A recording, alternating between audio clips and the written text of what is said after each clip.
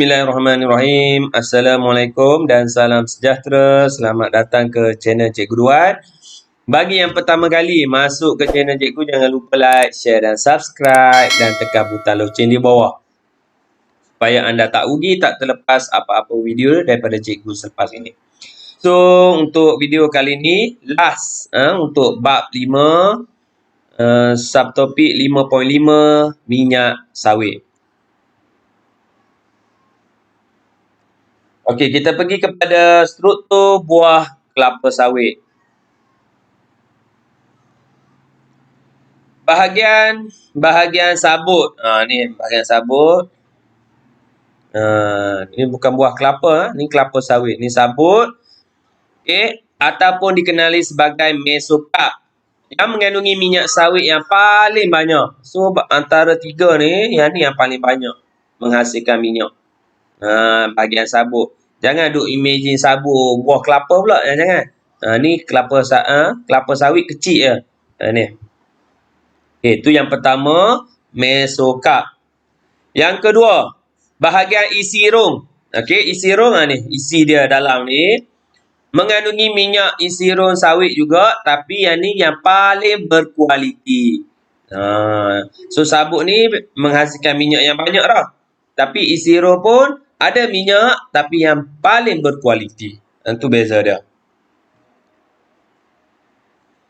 Yang ketiga, bahagian tempurung ataupun dikenali sebagai endokarp yang tidak mengandungi minyak. Yang ni tak ada apa-apa ni.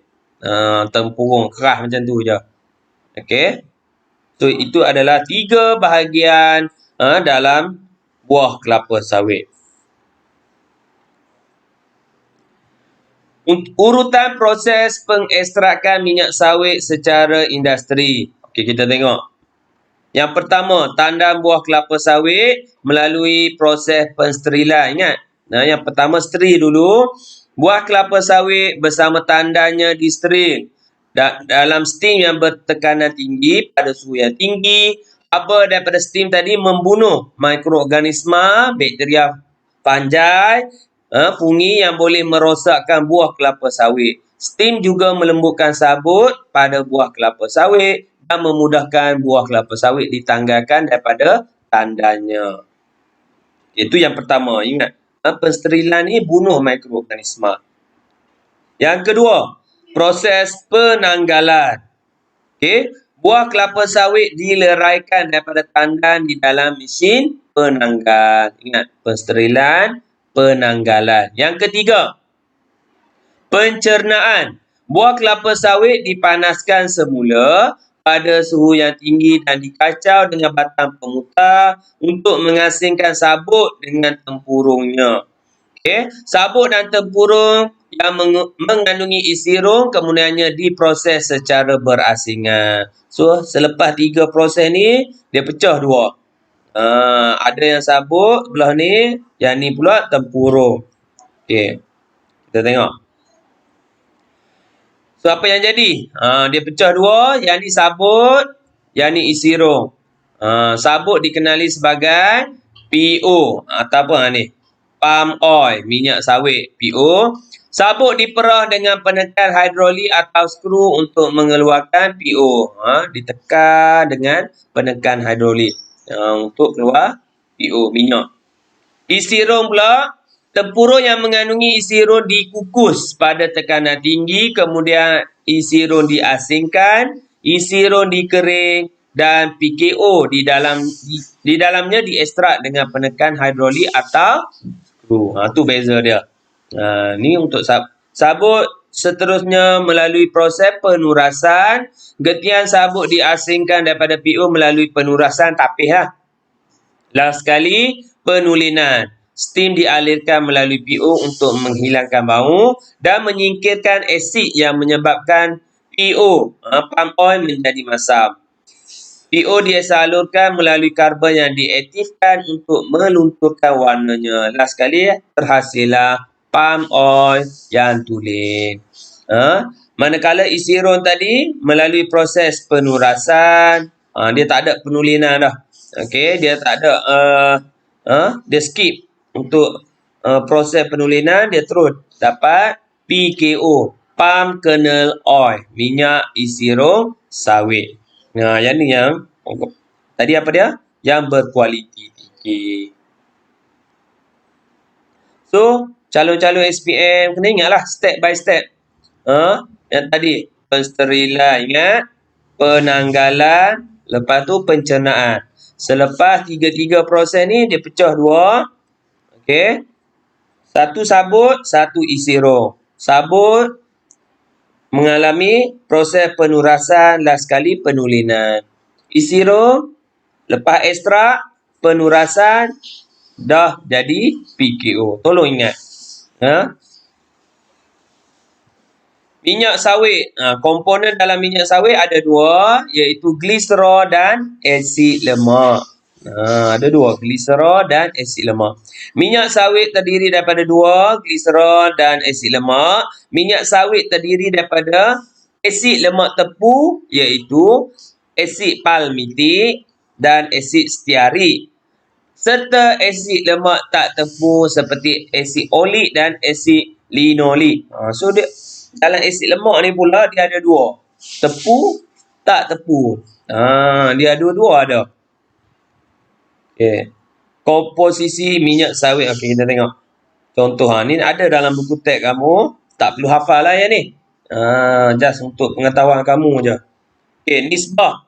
Contoh minyak kelapa. Nisbah lemak tak tepu kepada lemak tepu 0.1. Okey. So, yang ni kandungan dia ni peratus berat bagi asid lemak. Apa yang ada kandungan dia? Asid kaprik contoh dia ada 6%, asid laurik 47%. So macam mana? So lemak tepu. Ni. Ni tak tepu. Okey. So minyak sawit, minyak isi rong, minyak kacang. So jangan hafal. Tak payah hafal nombor-nombor ni.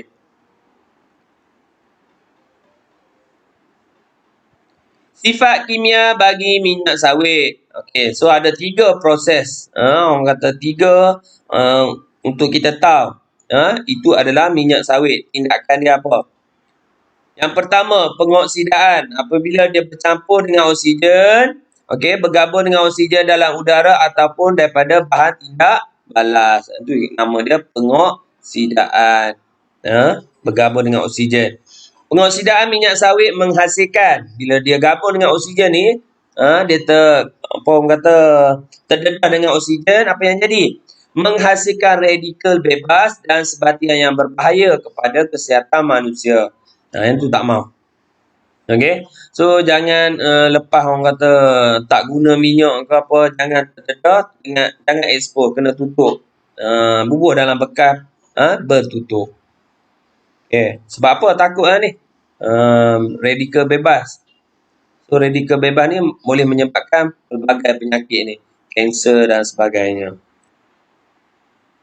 Yang kedua, melalui proses hidrolisis berlaku dalam minyak sawit apabila bertindak balas dengan air.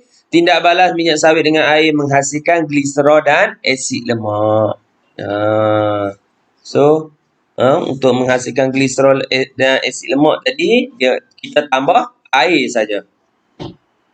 Yang ketiga, proses pengesteran. Yang ni mungkin kamu jarang dengar, tapi hari-hari kamu guna. Apa dia? Pengesteran berlaku apabila molekul asid lemak dalam minyak sawit bertindak balas dengan alkohol untuk menghasilkan ester ataupun metil ester, iaitu biodiesel minyak sawit. Tu dia, minyak. Minyak yang kamu duk isi. Okey, tapi yang ni adalah biodiesel. Proses pengimulsian minyak sawit. Proses pengimulsian minyak sawit merupakan proses minyak sawit dipecahkan kepada titisan minyak sawit yang lebih kecil.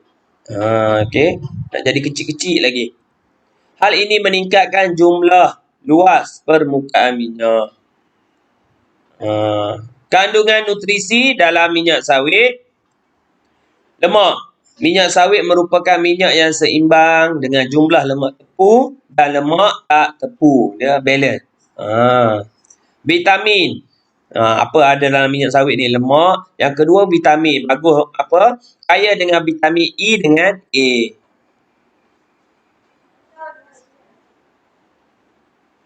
Selain daripada tu, antioksida. Minyak sawit mengandungi bahan antioksida seperti karotina dan vitamin E yang melambatkan atau menghentikan proses pengoksidaan. Tak cepat rosak lah. Ni cerita dia. Antioksida. Bahan-bahan lain dalam kandungan minyak sawit kurang daripada 1%.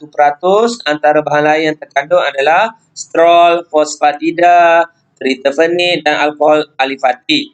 Bahan ini menambah nilai nutrisi, kestabilan dan memudahkan penapisan minyak. So, kesimpulannya baguslah minyak sawit ni. Kita tengok. Selain kandungan lemak tepu dan lemak tak tepu yang seimbang, minyak sawit mengandungi nutrien yang banyak yang sesuai dijadikan pelbagai jenis makanan seperti minyak masak, minyak sayuran, margarin dan coklat. Tu. Banyak kegunaan dah. Selain daripada tu, minyak juga digunakan untuk menghasilkan sabun. Proses apa? Sabun yang merupakan garam asid lemak lazimnya dihasilkan melalui tindak balas minyak ni dengan alkali pekat. Kat sini kita guna apa? Natrium hidroksida pekat ataupun kalium hidroksida pekat. Ni. Macam mana nak buat sabun? Kamu boleh buat kat rumah kalau cukup barang. Okey, minyak. Okey, tambah natrium hidroksida pekat menghasilkan sabun. Sabun ni garam asid lemak. Boleh buat dekat makmal. Ni komponen molekul sabun. Dia ada dua. Kepala dengan ekor. Kepala dia suka air, ekor dia suka grease ataupun minyak. Ataupun nama dia hidrofilik kepala. Ekor nama dia hidrofobik. Kita tengok dia berperanan macam mana. Okey, cikgu cerita dah. Macam mana tindakan pencucian sabun dia mainkan peranan. Apabila sabun melarut di dalam air, tegangan permukaan air akan dikurangkan. Okey. Oleh itu, permukaan kain dibasahi oleh air sabun secara menyeluruh. Okey. Tegangan permukaan air dikurangkan. Ni. Ini gambar ni ada dalam buku teks kamu. Bahagian ekor molekul sabun yang hidrofobik akan melarut dan melekat dalam kotoran bergris pada permukaan kain, manakala bahagian hidrofilik yang suka air tadi melarut di dalam air. Ni, dia melekat. Tadi mengurangkan tegangan permukaan air.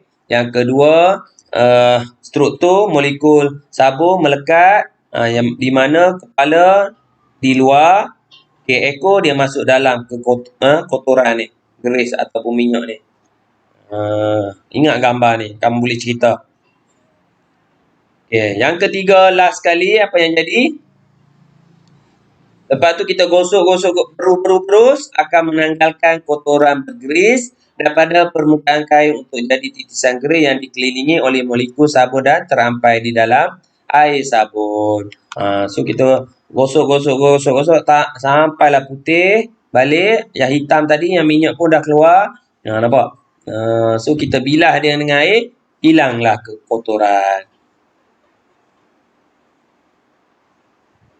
Buih sabun yang dihasilkan oleh air sabun memerangkat titisan gris di dalam air sabun. Apabila air sabun dan buih dibuang semasa membilas, kotoran bergris turut dibuang bersama. Dengan cara ini, sabun menanggalkan kotoran bergris dan membersihkan kain. Cara orang kata tindakan pencucian sabun. Pengurusan lestari dan kepentingannya dalam industri kelapa sawit. Okey, yang pertama, macam mana penggunaan tanah, air sisa, kualiti udara, sisa kelapa sawit. Okey, pergi satu-satu. Penggunaan tanah. Penanaman semula dijalankan untuk mengoptimumkan penggunaan tanah. Okey, so tanam balik. Dah habis kita kutip hasil, lepas tu kita tebang apa semua, kita tanam balik. Yang kedua, air sisa dia. Buat apa? Air kumbahan kilang minyak ni yang dihasilkan daripada proses pensterilan dijadikan baja organik dan bahan tenaga biogas. Bagus air dia ni. Air sisa ni. Kualiti udara. Kualiti udara meningkat apabila CO2 karbon dioksida diserap dan oksigen dibebaskan oleh pokok kelapa sawit semasa menjalankan fotosintesis. Okay. So, kalau ada pokok kelapa sawit banyak ni, dia seraplah karbon dioksida, dia bagi dekat kita oksigen. So, kualiti udara pun bersih. Sisa kelapa sawit. Pengurusan industri kelapa sawit yang lestari biasanya mengamalkan konsep sifar sisa ataupun zero waste dengan menukarkan sisa kepada pelbagai jenis produk yang berguna. So, dia tak mau buang macam tu je. Ada kegunaan dia. Ni ada dalam buku teks kamu. Okay. Jenis biogisim, sisa kelapa sawit pelepah dijadikan baja, batang pokok dijadikan bahan gantian kayu, tandan kosong dijadikan kompos, tempurung dibakar untuk mendidihkan air, sabut dijadikan pemaidani dan tekstil, POME dijadikan biogas dan baja. Tu. Wallahualam. So, setakat itu saja video cikgu, perkongsian cikgu. Kalau anda suka video cikgu, jangan lupa like, share dan subscribe dan tekan butang lonceng di bawah. Sehingga berjumpa lagi dalam video akan datang. Wallahualam. Assalamualaikum.